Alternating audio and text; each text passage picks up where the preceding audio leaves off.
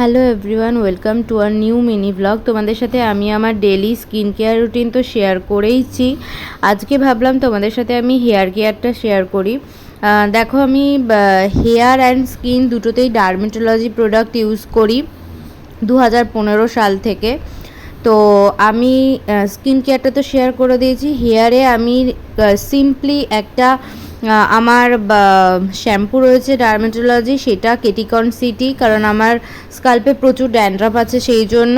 আর হচ্ছে hair time serum, ওটাই আমি ইউজ করি স্কাল্প আর লেন্থ। আর বছরে একবার কি দুবার একটুখানি লরিয়ালের যে স্পাটা হয় সেটা করাই।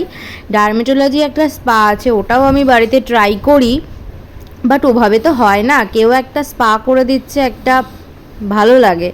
তো দ্যাটস ইট, এটাই আজকে তোমাদের সাথে শেয়ার করার ছিল। আর ভিডিওটা ভালো লাগলে প্লিজ ফলো সাবস্ক্রাইব করে দিও। বাই।